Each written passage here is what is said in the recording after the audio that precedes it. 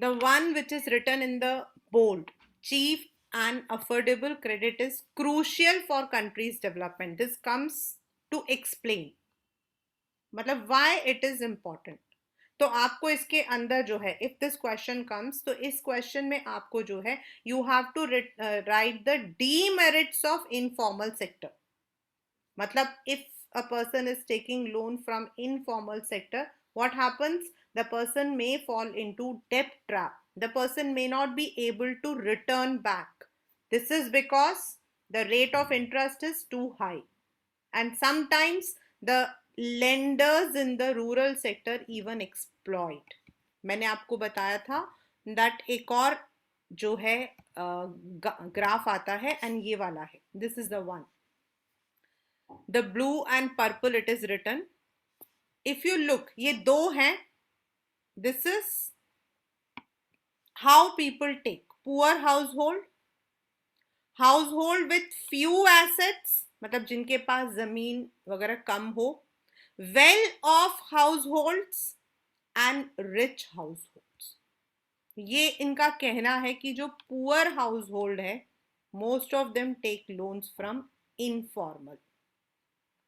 And मतलब ये देखो जो ब्लू है it is informal and purple जो है वो फॉर्मल है.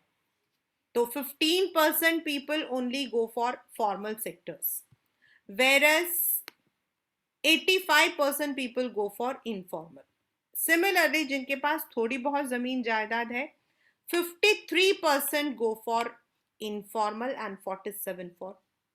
whereas जो रिच हैं those who are having all kinds of assets 72% आपके जो है फॉर्मल से लेते हैं एंड 28 whereas बिल्कुल ultra rich 90% from formal and 10% from informal. What does it tell? It means जिनके पास एसेट्स नहीं होती हैं they are not provided the loans. जिनके पास डॉक्यूमेंटेशन नहीं होता है उनको लोन्स नहीं प्रोवाइड करते. बट ये तो उल्टा हो गया because the people who are poor उनको आपको अफोर्डेबल लोन देना चाहिए. आई एम नॉट सेइंग कि आप रिच को मत दो. Definitely you can put a slab. जैसे हमारे स्कूल्स में कॉलेजेस में ईडब्ल्यूएस कोटाज होते हैं वैसे you can put some slab. For these reasons banks and cooperative societies need to lend more.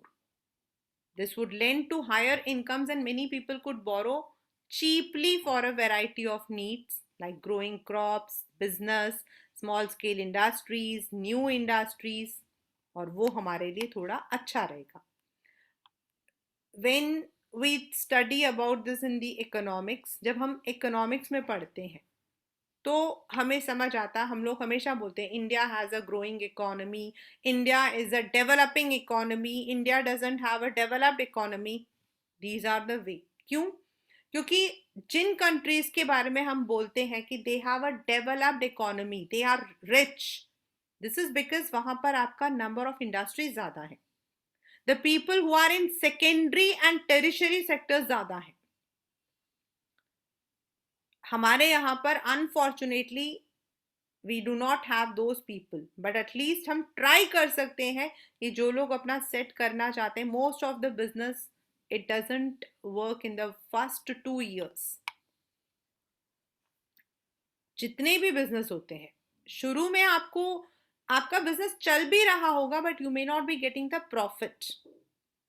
So the businessman needs loan, the businessman needs support. And if this support is given at a cheaper interest तो क्या होगा? वो business को set करेगा. Business set होगा तो आपको taxes मिलेंगी, रेवेन्यू जनरेट होगा तो आपकी कंट्री की इकोनॉमी अपने आप बढ़ जाएगी. That is why cheap and affordable loan is important. Now this is a one which we have already, जो हमने ग्राफ पढ़ा ना ये उसी का एक्सप्लेनेशन है. Graph 2 shows the importance of formal and informal credit for people in urban areas. जो भी हमने ग्राफ पढ़ा था, the purple and the blue one. The people are divided into 4 groups and we can say 85 take from informal, and 15 from formal. Similarly, only 10% of the rich people take from informal and 90 from formal. The same pattern is there in rural also. The rich households are availing cheap credit, whereas the poor have to pay a large amount of borrowing. जब उनको वापस करने में इतना पैसा होगा तो they would not be earning. जब अर्न नहीं करेंगे तो दे कैन नॉट पे the taxes. when they don't give the taxes, so the economy will not come survive. Moreover, कितने लोग होते हैं जो बेचारे डेट ट्रैप में लेकर they commit suicide. They have to sell off everything. They come on the roads. कभी उनका बिजनेस होता, बाद में they have to work. But if the support is there from the government, it can be done. What does this suggest? That the formal sector still meets only half of the total credit need of the rural people. The remaining are met from informal. यानी कि गांव में तो ये एक it is definitely established कि informal वहां पर ज्यादा है और formal आपके कम है. Most loans from informal lenders carry a very high interest and do little to increase the income of the borrower. क्योंकि अगर रूरल एरिया में एक मजदूर है या छोटा सा किसान है तो वो कितना, अगर उसने अपना 60% पैसा जो है if he has given for the loan, then वो क्या खाएगा? Thus, it is necessary that banks and cooperatives increase their lending, particularly in rural areas, so that the dependence on informal sources of credit reduces. No doubt, the government of India has made certain provisions like increase of loans in the credit. जबरदस्ती है कि if you are now a bank employee तो आपको rural sector में काम करना पड़ेगा. मतलब ये एक तरीका उन्होंने लिया है कि बैंक्स आपके हर जगह पे खुल जाएं. Not every state was having banks earlier.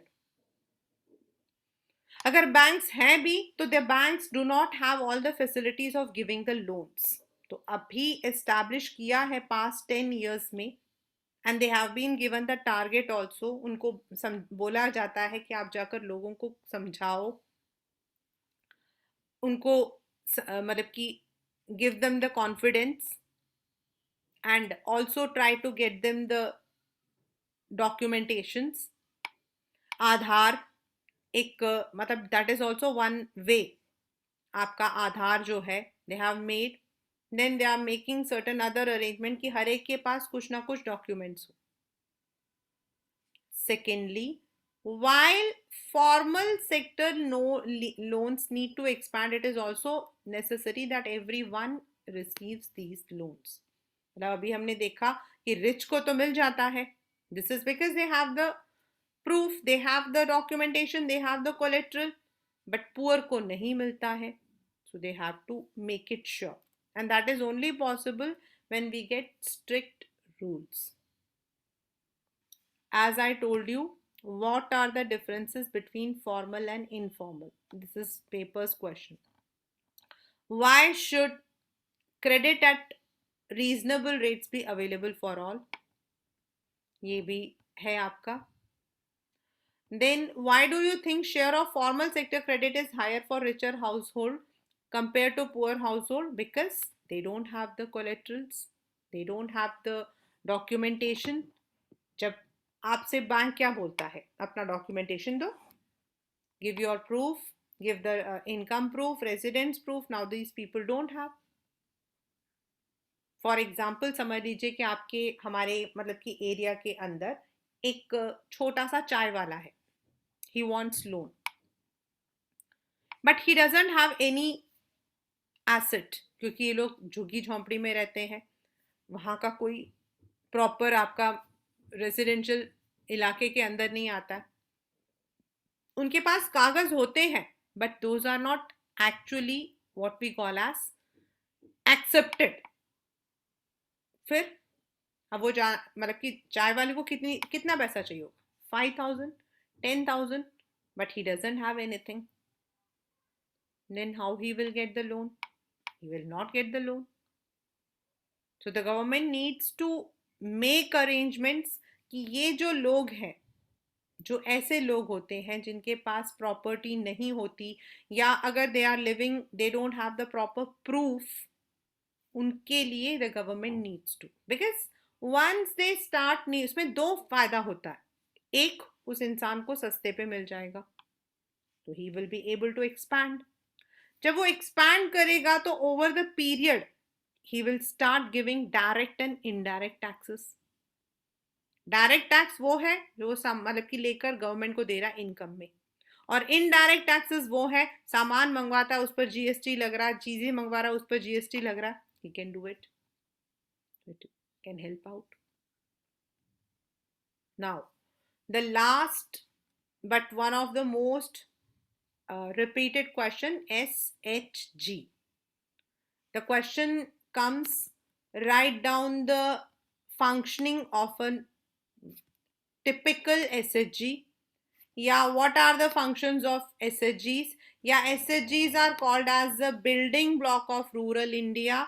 ऐसे मतलब कि क्वेश्चन ऐसे ही आपकी घूम फिर के आ जाते हैं, but the question is the same.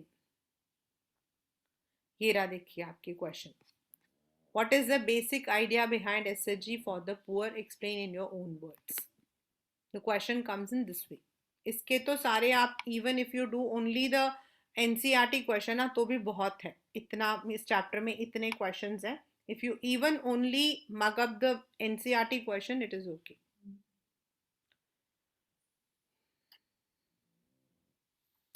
In the previous section, we have seen that poor households are dependent on informal, because banks are not present everywhere in rural India. Even if they are present, getting a loan is more difficult. जैसे मैंने आपको बताया that they require documents and collateral. Absence of collateral is one of the major reason which prevents the poor from getting bank loans. वहाँ the money lenders easily जो है वो दे देते हैं क्योंकि वो जान पहचान है. The borrowers can, if necessary, approach the money lender even without paying their earlier loans. मतलब एक लोन देने के बाद मुझे और चाहिए भी ले सकते हैं. However, the money lenders charge very high rate of interest. They don't keep any transactions and harass the poor. In the recent years, और आपको पता है now for the past few years, SHGs have become an important organ of economy. मतलब अभी की एक तरफ से आप समझ लो कि गांव के अंदर एक जरूरत हो गई है. People have tried some newer ways of providing loans to the poor. The idea is to organize rural poor, particularly women, into small self-help group. मतलब औरतें अपनी बैठी होती हैं. Now they have some money and pool their savings. A typical SHG has 15 to 20 members. गांव में 100 members हो सकते हैं, 2 SHG हो सकते हैं, usually belonging to one neighborhood who meet and save regularly.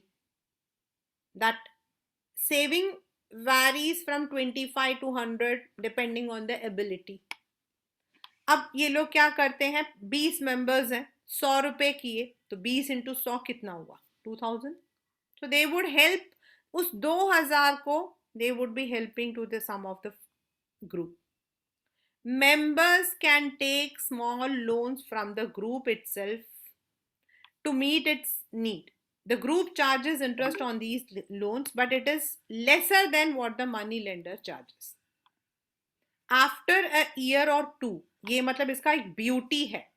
मतलब SHG है तो औरतों का एक झुंड, लेकिन अगर वो 2 साल रेगुलर है तो it becomes eligible for availing loan from the bank.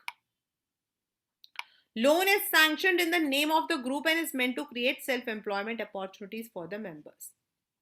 और ये जो लोन देते हैं गवर्नमेंट वो होता है 50,000 मैक्स टू मैक्स. बट छोटे छोटे जो दुकानदार मतलब कि होते हैं वो अपने रॉ मटेरियल्स हो गए या कोई मशीन छोटी सी लगानी हो, दे कैन गेट इट. मतलब through the group they will get. मान लो मैं एक गरीब इंसान हूँ, एंड मेरे एसएचजी को 50,000 लोन मिला है, मुझे 5,000 रुपए चाहिए, तो my SHG will provide me 5,000 rupees from that loan they have taken from the bank.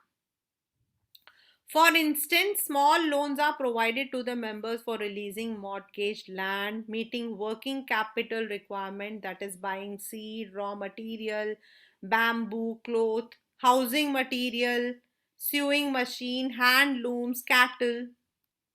Most of the important decisions regarding the savings and loan activities are taken by the group members. ये बहुत बार 1 marker question में आता है. The group decides as regards the loans, किसको कितना देना है, किस पर्पस के लिए देना है, what should be the interest charge, what should be the repayment schedule. But loan जो है, it is given to the group. अब अगर एक ने नहीं दिया तो इसका मतलब वो जाके बैंक में ये नहीं बोल सकते उन्होंने नहीं दिया. It is the complete responsibility of all the group members, चाहे उसमें 15 मेंबर हो या 20 हो, they are responsible. Also it is the group which is responsible for the repayment of the loan. Any case of non-repayment of loan by any one member is followed up seriously by other members. Because of these features, banks are willing to lend to the poor women when organized in SHG, even though they don't have any collateral. एक तरफ they don't give loans to the people who don't have collateral. लेकिन if you are member of SHG और आपका SHG loan ले रहा है तो you are benefited. Thus, SHGs help borrowers overcome the problem of lack of collateral. They can get timely loan for variety of purposes and at a reasonable rates. Moreover, SHGs are the building blocks of organization of rural poor. क्योंकि वहां लोग organized नहीं है. Organized मतलब they are not having any authority. यहाँ पर if you are in the group of an SHG, आपको मिल जाता है. Not only it helps women to become financially reliant, वो लोग आपस में बातें भी करते हैं, like health, nutrition, domestic violence. भी देखिए बैठे हुए बातें कर रहे हैं. They may discuss. This is what I told Grameen Bank. Grameen Bank of Bangladesh is one of the biggest success story in reaching the poor to meet their credit need at reasonable rates. कैसे? It was started in 70 and today, मतलब in 14, it had over 8.63 million members across Bangladesh. Or almost all the borrowers are women and belong to the poorest sector. These borrowers have proved that not only are poor women reliable, but they can start and run variety of small income generating activities successfully. बड़े सारे इसकी मतलब हमारे commerce में बड़े सारी कहानियाँ आती हैं. They had borrowed this, उन्होंने अपना छोटा सा स्टॉल लगाया, then they started earning the income, they returned back. ऐसा बहुत सारा है. एंड दैट इज वाई जो फाउंडर है मोहम्मद यूनुस, ये पेपर में आता who was the founder member of this Grameen bank of Bangladesh. If credit can be made available to the poor people on terms and conditions that are appropriate and reasonable, these millions of small people with this millions of small pursuit can add up to create the biggest development wonder. Means we need to expand, we need to involve these people. और उनके हम लोग क्या करते हैं, हम कहते हैं अंबानी को तो हम 7% पे दे रहे, तो आपको भी हम 7% पे देंगे. Definitely we know the background of Ambani and we know the background of this person also, so we need to keep a difference. In this chapter we looked at the modern form of money, how it is related to banking system. On one side depositors who keep the money, and another side the people who take credit, yani ki money and credit. Then economic activities require loans or credit. It has both positive and negative. Then credit can be taken from formal and informal, but the terms of credit जो है वो formal and informal में अलग अलग है. Most of the time the richer people get from formal, whereas poor have to depend on informal. And in this we come to conclude that if we want the economy to be strong, we need to increase the formal sectors. The poor should get a much greater share of formal loans from bank cooperatives. तब हम जो है development कर सकते हैं. And it is a very what you call as simple funda. अभी क्या होता है, there are people who are there, number of people are there. हम लोग आपस में जब भी घर में भी बात करते हैं तो many times we come across this problem कि यार हम इतना टैक्स देते हैं, इतना टैक्स देते हैं, मतलब कुछ भी कमाओ तो टैक्स में तो पहले देना पड़ता है हमें. हमारे अर्निंग का 80% तो हम टैक्स देते हैं. एंड टैक्सेस भी अलग अलग.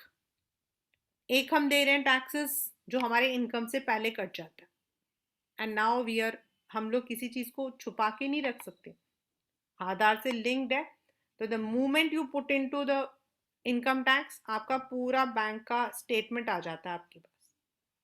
देन आप खाना ले रहे हो तो आपको खाने पे टैक्स देना पड़ता है. आप मूवी देखने जाते हो आपको एंटरटेनमेंट टैक्स देना पड़ता है. आप कहीं पर मतलब कि किसी जगह पर एंटर करते हो वहां आपको टैक्स देना पड़ता है. Then we think that we are paying the taxes, but there are people who are enjoying free water, free electricity, उनको मिल रहा है. तो अगर हम चाहते हैं कि ये जो डिफरेंस है वो अलग हो तो वी नीड टू उनको इम्प्रूव करना पड़ेगा. As I told you the example of a tea stall seller. एक टी स्टॉल सेलर कहाँ जाएगा?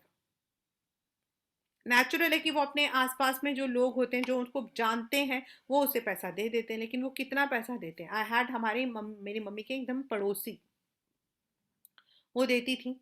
हमारे वहाँ पे एक सब्जी वाला था तो उनकी जो सब्जी वाले के लिए जो भी उनको सामान लेना होता था, now I don't remember that सब्जी वाला, तो वो देती थी ऑन 4%. मतलब वो लेता था 100 रुपये 200 रुपये इतना ही लेता था, ज़्यादा कुछ नहीं लेता था वो सब्जियां लाने के लिए, बट वो लेती थी 4%. एंड वो रहता था उस वक्त में. उसकी तो कहानी भी कुछ अलग है. उसकी कहानी बहुत अच्छी है. In fact it is very inspiring, I can say कि इंस्पायरिंग है. वो इनके घर में आया था चोरी करने. अंकल ने पकड़ लिया था. फिर अंकल ने कहा कि तुम चोरी कर रहे हो, काम क्यों नहीं कर तू. He said I don't have any work. तो अंकल ने कहा ठीक है तुम सब्जी की रेडी लगाओ, मैं तुमको पैसा दूंगा, but you have to return back. Aunty ने उसको अपने घर में काम पे रख लिया, उनकी वाइफ को. उनके तीनों बच्चे today they are working in software industry. You won't believe, they are working in software industry. Not as a manager और वो, लेकिन they are in a good position. But they use to charge a high rate of interest. This is how poor people जो है they are often harassed. वो तो uncle बहुत अच्छे थे तो वो कभी ऐसा इतना मतलब ऐसे बस वो पैसा वापस जरूर लेते थे and higher rate of interest में लेते थे.